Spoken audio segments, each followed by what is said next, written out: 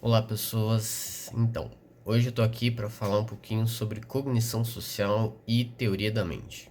Cognição social é um campo que vem crescendo bastante, porque basicamente engloba quase 100% das nossas atividades no dia a dia, né, em convivência com as outras pessoas. E a definição mais ampla para esse campo é justamente estudar os processos cognitivos de processamento de informação que são necessários para que a gente tenha uma boa funcionalidade no âmbito social em geral, diferentes tipos de interações e tudo mais. Uma das discussões que a gente tem nessa área, considerando essa definição que eu dei, é se os componentes necessários para uma cognição social eficiente, se eles são modulares ou se eles são compartilhados a partir de outras funções mais gerais que a gente já conhece, que aqui na página do café já tem vários outros posts sobre, por exemplo, memória, atenção, linguagem, controle inibitório, entre outros, né? E a ideia é que tende a ser parcial, um pouco de cada coisa. E como assim? Você tem estudos comparando, por exemplo, a aprendizagem individual com aprendizagem social, e o que aparenta é haver uma dissociação na ativação dos substratos neurais na realização de cada tarefa referente à aprendizagem individual e aprendizagem social, né? Então, qual que é a ideia?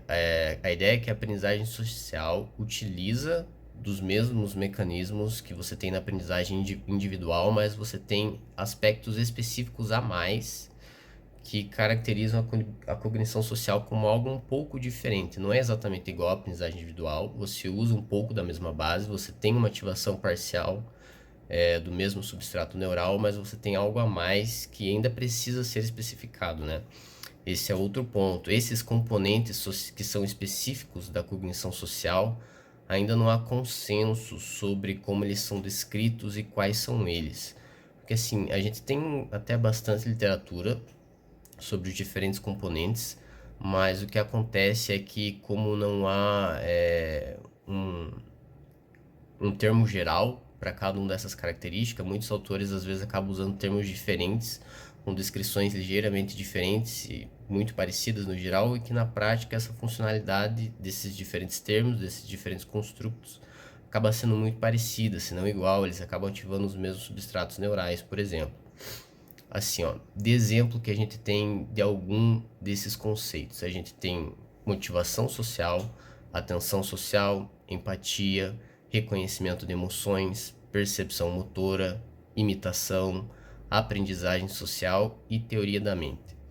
Teoria da mente é meio que um dos conceitos não mais antigos, mas um dos mais estudados nessa área. E o que seria teoria da mente? Teoria da mente diz respeito à capacidade nossa individual de representar o estado mental de outra pessoa, de um outro, de um terceiro alheio, digamos assim, né? E a hipótese, né, a ideia, a teoria é que essa capacidade de a gente conseguir representar o pensamento do outro em nós mesmos é o que permite a gente ter esse comportamento social, né? É o que permite a gente conseguir interagir com os outros socialmente. E isso abre diversas possibilidades, como um comportamento cooperativo, e a partir da cooperação você consegue atingir diversos outros objetivos, né? Que individuais, digamos assim, não seriam viáveis. Esse é um argumento, digamos que evolutivo, né? Da psicologia evolutiva. Entende-se que demandas sociais de cooperação acabaram puxando mais o desenvolvimento cognitivo para essa questão social, e tem um questionamento do ovo e da galinha, né? O que veio antes? Veio antes a capacidade de ter essa cognição social, ou veio antes a demanda social que puxou o desenvolvimento dessa cognição, né? Foi um pouco dos dois, né? As condições foram favorecendo a cooperação, e a cooperação favoreceu a sobrevivência, que favoreceu a passagem dessas características e tudo mais. Aquela ideia básica da seleção natural nas ideias evolutivas, né? Mas, passando disso, né?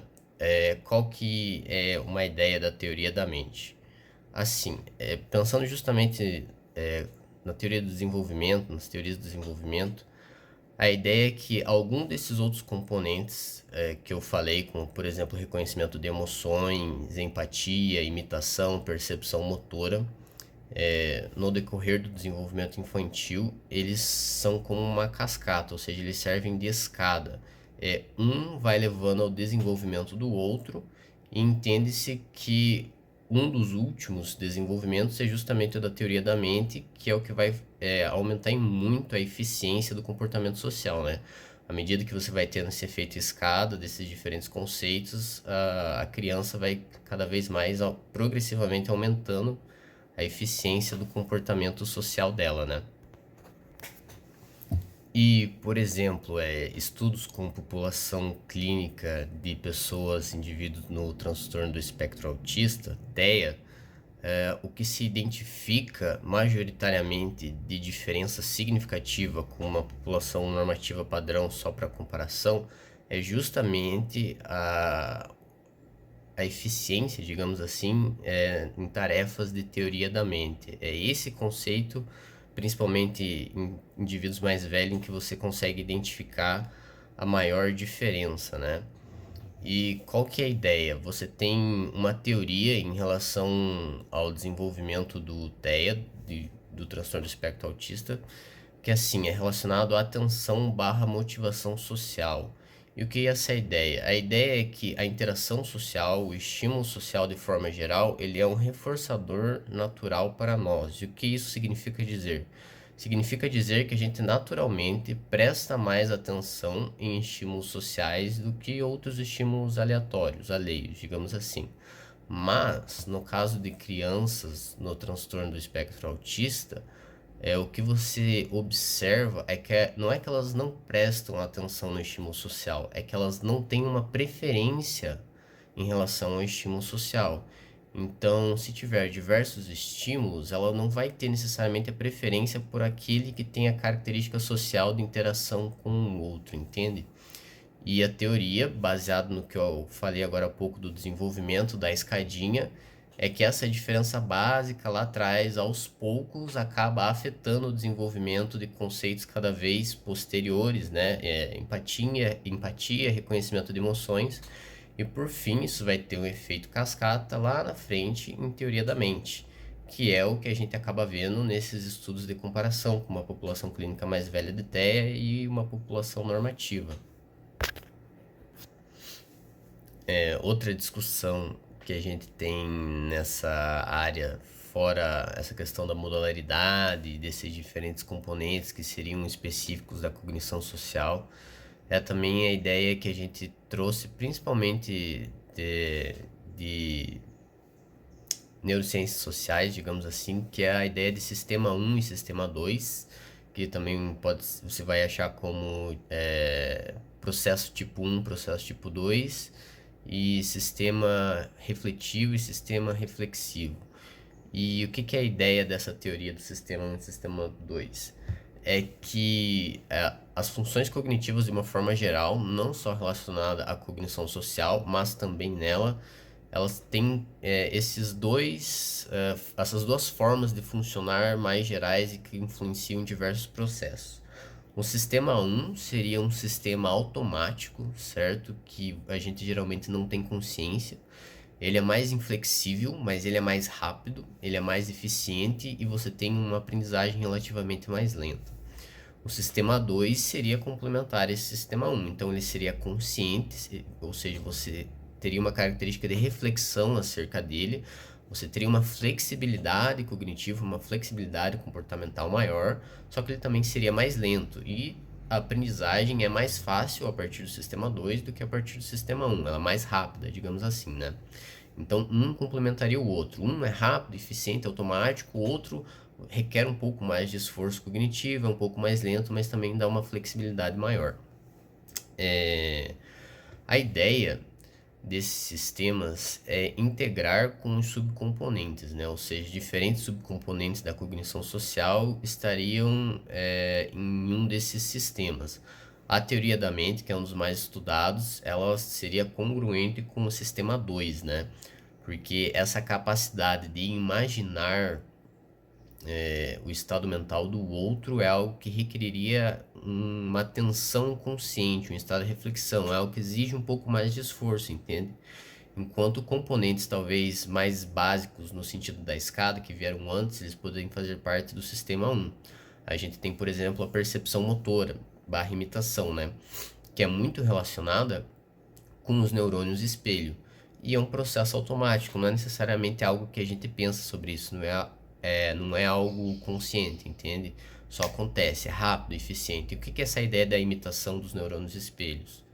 Essa ideia é que quando a gente visualiza uma ação motora e a gente, consequentemente, acaba percebendo, tendo o processo de percepção acerca dessa ação, a gente tem uma ativação de uma rede de neurônios no nosso sistema nervoso que eles refletem a ação motora do outro como se nós mesmos estivéssemos realizando essa ação, só que sem a parte final, né? Sem a parte de necessariamente realizar o movimento. E quando teve a descoberta desse sistema e tudo mais, né? A hipótese que teve é que a ativação dos neurônios espelhos seria a base para a teoria da mente, porque a partir você refletir a o comportamento motor do outro seria a base para você também conseguir refletir o estado mental do outro. Com mais estudos e tudo mais, a gente viu que não é exatamente assim. Porque se você for ver estudos comparando a ativação dos substratos neurais em tarefas de teoria da mente e tarefas de imitação sim ativam o sistema de neurônios espelhos, mas tarefas de teoria da mente não, eles não ativam o sistema de neurônios espelhos, é mais relacionado ao córtex pré-frontal e algumas outras áreas também. E qual que é a ideia? A gente entendeu que a ativação dos neurônios espelhos para o desenvolvimento da teoria da mente não é que os dois necessariamente trabalham junto, mas que é bem provável que essa funcionalidade de imitação e percepção motora funciona na ideia da escadinha, que eu expliquei antes. Ainda faltam estudos para identificar bem certinho isso, mas é porque os estudos necessários para isso são estudos longitudinais, né? Você tem que acompanhar o desenvolvimento infantil, principalmente, por um longo período de tempo, para você conseguir analisar bem certinho como cada fator afeta o outro, qual é a relação realmente bem específica entre neurônio espelho, entre percepção, entre imitação, entre empatia, entre reconhecimento de emoções e finalmente até chegar em teoria da mente, né?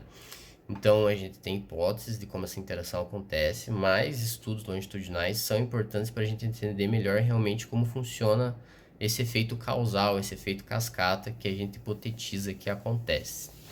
Ou seja, tem trocentos fatores, né? Você tem diversos subcomponentes, você tem a questão deles serem específicos, você tem a questão deles trabalharem com cognições mais amplas, que servem de base para diferentes processos.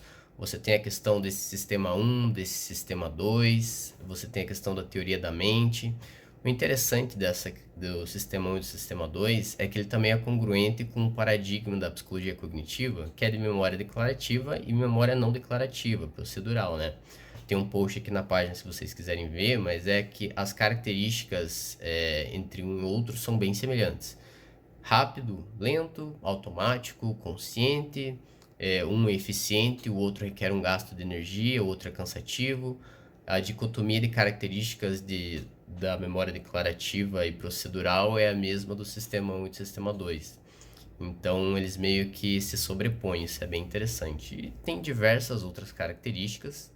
Então, se vocês quiserem se aprofundar, vou deixar algumas referências aqui embaixo. E deem um feedback também sobre o que vocês acharam da explicação e tudo mais. Se tiverem dúvidas ou complementar, fiquem à vontade aí para colocar nos comentários. Também compartilha se achou legal, salva se gostou do conteúdo para ver depois e assim vai. Valeu, pessoal, até a próxima.